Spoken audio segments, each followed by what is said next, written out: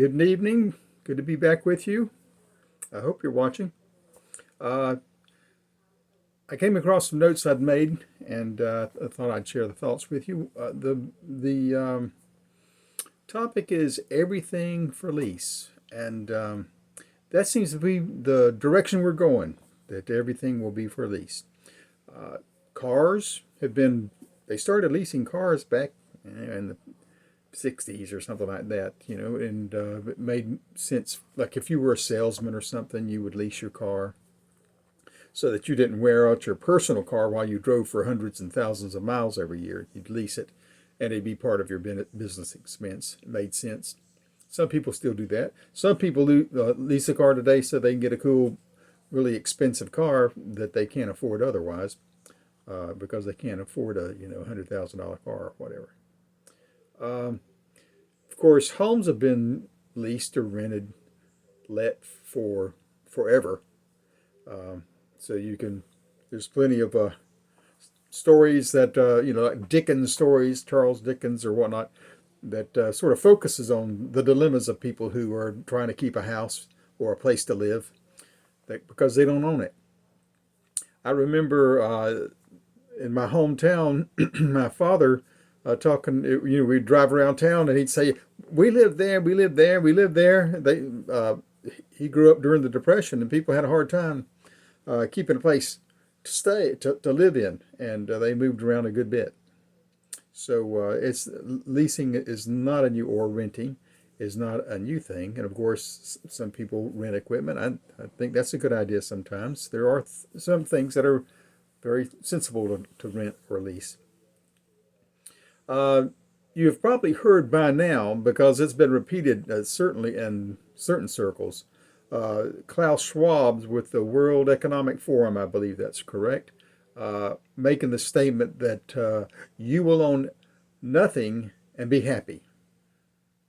That was the plan of the World Economic Forum, at least a few years ago. That's what they were pushing. That seemed, and they were very unabashed about it. They're telling people the world is going to be a place where people will own nothing and they'll be happy. And I really appreciate these guys who go attend the World Economic Forum and fly there in their jets and stuff, telling me that I'm going to enjoy having nothing. But currently, there are things that we don't know. Uber owns no car. You can call an Uber. If you don't own a car, you call it Uber. Vacation. You don't have to afford a vacation home. I mean, used to you might have gone and stayed in a hotel or something like that. Now you can go and stay in a vacation home, right? An Airbnb. You don't have to own that. So there's plenty of things that are for lease. To my chagrin, because I actually do like to possess what I own, Microsoft is, it's in the cloud. You don't own Microsoft outright. They don't send you a disk anymore where, okay, it's your disk. You can put it on your computer and you can take it off one computer, put it on another. It's no big deal. It's yours to handle. Same thing with, for me in what I use professionally, AutoCAD. AutoCAD, since almost a decade ago, you can only lease AutoCAD now. So every time, and then of course they keep upgrading all these computer programs. So every time you turn around, there's a new upgrade that you just have to have, and not me, but many do. And if you work for certain clients, you have to have it because those clients have it. So but it's only for lease. You can't own your disc, your CD, or the USB with AutoCAD on it anymore. That's frustrating for me. So the idea is that you rent it when you want it. And I remember seeing a young woman at a conference, and it just sort of struck me as unreal. But here she was on stage. They're having you've seen these, you see them all the time, videos about conferences. Two or three people on stage having a conversation for the audience. And she was smiling, just beaming and saying, Well, it'll be fun. You won't have to. You won't own a car. You'll just. It'll be fun. You just call one when you want one. I mean, that was an advertisement. It's what it was. Let's get a pretty woman to smile and tell you it'll be fun, idiot. So, you know, it has nothing to do. She doesn't bother to say it'll be fun and very inconvenient because every time you want a car, guess what? The rest of the world probably wants the car too. I mean, right now, when you want to go to work in the morning, if you're working in an eight to nine, 9 to 5, 8 to 5 job, uh, you know, there's piles of people out there on the car, excuse me, on the road in their cars. Well, maybe you don't normally go to work, so you don't normally need a car, but lo and behold, the day you want to rent one to go and do that errand that you need to do at 8 o'clock in the morning, well, there's not one available, and there won't be one available for 2 hours, just like these people who you call up to talk to. And now I'm getting worked up, aren't I? You got a problem, you call up the people on the phone, the service people, and it takes them 50 minutes to get to you. So you can just wait for your car. Don't worry, it'll get there. You can miss your appointment. It won't be any problem. You'll be happy. It'll be fun. Ah, boy. And we're suckers. We're just listening to it and going along with it, aren't we? Yeah. So how is this going to do? How is this world?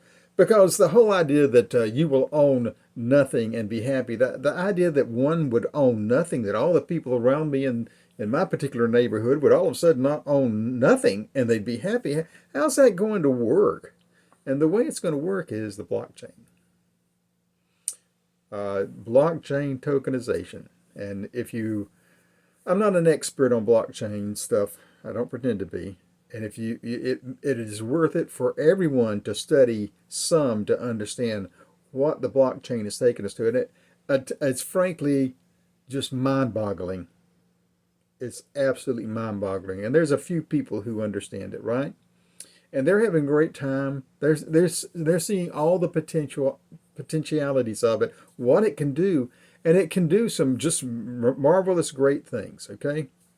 And certainly things like Bitcoin and stuff like that have been pushed as, hey, this will be a way for all transactions to be recorded. Your transaction won't be, if you have a contract with somebody, you're not going to lose the contract, and you've got other people that know the contract's there, and so there's a way to possibly hold people accountable, etc. And of course, your money would be not in the bank, where if something happened to the bank, you lose it. Of course, if the electrical system goes down, you lose your ability to get to your money. But that's another whole thing, right? There will never be an electrical problem anymore, although I have them every day, multiple times a day at my house. We have brownouts and things like that. So, but the blockchain is the savior of the world, and they're going to tokenize everything. So everything becomes a derivative, and we've heard of that's what has happened to our stock market, which has been a great thing for the stock market, the way these derivatives brought the housing bust of 2008, etc. So derivatives function in a way that helps some people do some things, but they're also not the savior, and certainly they can be a problematic thing. Why? Because in the case of like the housing bubble, people were selling derivatives over and over and over again in different ways. Again, I'm not an expert on derivatives. Go do your own research on derivatives. But that was the problem. So there's a derivative for everything. And they even say they're headed toward having derivatives on you and me, and maybe our organs, maybe our teeth, maybe our noses, whatever, our hair, whatever. So someone you can give somebody the right to your hair, and then they can sell your hair to somebody else, I guess, which would be similar to owning, the mineral rights to a piece of property. You can sell the mineral rights to your house, the property that your house is on, and then if they ever find oil or lithium or something like that in the area, they'll come in there and dig your house up right underneath you. So, but these derivatives of everything in your life, you get to They get to use a portion of, you get to use a portion of their holdings, whoever owns the derivatives.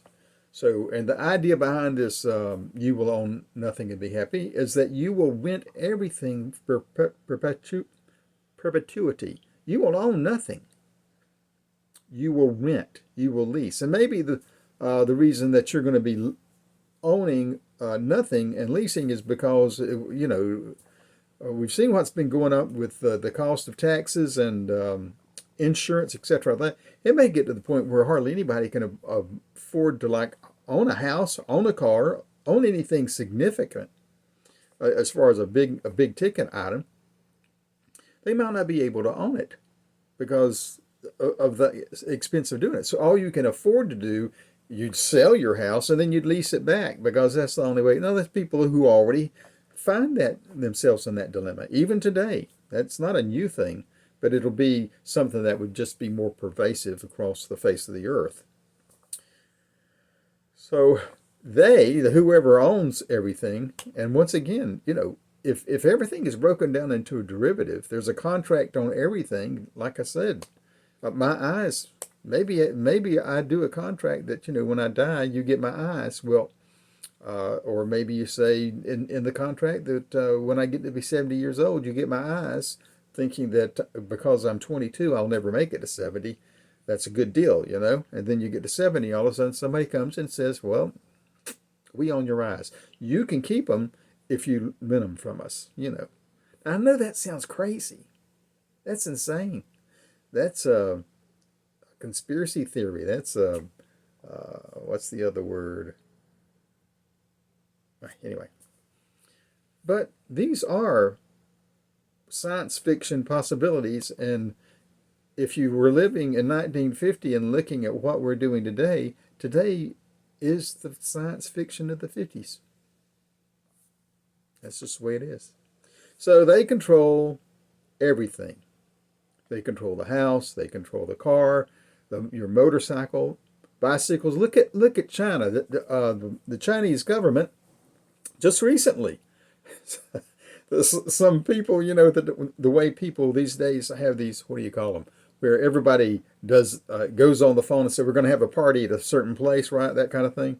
And then everybody shows up and they just end up being more people than the location can handle just about. But in this case, in China, they were having those bicycle things where they were riding their bicycles to a particular city. The people who live, it'd be like you live in, let's say you live in Oakland and you decide, Oakland, California, and everybody in Oakland, you get you get a message on your phone. It says, hey, we're all riding our bikes to the Dairy Queen in Menlo Park. And everybody gets on their bicycles and rides to Menlo Park. It takes them half the night to get there. That's where Stanford is, by the way, if you didn't know. So you go from Oakland to Menlo Park. Well, they were doing this in China, and they were doing it from city to city, at place, time and time again. And they did it. They'd go get the bicycles, which are rental bicycles, I guess, lease. They didn't own the bicycles. They would all go get the bicycles that are in the city square, and they'd ride them to this location to buy, an ice cream cone or whatever it was. It was just a fluke kind of thing to do, a fun thing to do. And of course, the Chinese government cracked down on that because they didn't really want to have this kind of thing happening. All these people getting together and having a unified idea to do something. That's not good whenever you're trying to keep everybody calm and not coming up with ideas to unify against anything or for anything. So, except for you tell them to unify for. But the danger of all of this, everything for lease, you'll own nothing and be happy. You'll rent for perpetuity. You rent it when you want it. The whole idea behind this creates somewhat of a danger, because if you own nothing, you don't have self-reliance. You have to depend on somebody else who owns the thing that you need. You need that house to sleep in, that bed to sleep in, that car to drive, that bicycle to ride. You need it, and you don't own it. So I guess you know, you, as long as you accept one person, as I was uh, whatever I was looking at the time, I remember one person said, they could own your shoes. You don't even own your shoes. You got to rent your shoes. So that means walking might not be as a great idea either, right? Anyway, this is where we seem to be headed, and I'm not telling you it's good, and I'm not telling you bad. I do think that the whole notion of you'll own nothing and be happy is hogwash. Well, owning things isn't what life is about from a Christian point of view, but uh, giving it all away isn't the same isn't the idea either. So I'd prefer to be able to own and be able to share whenever I can do it with a good, kind heart. Have a good day.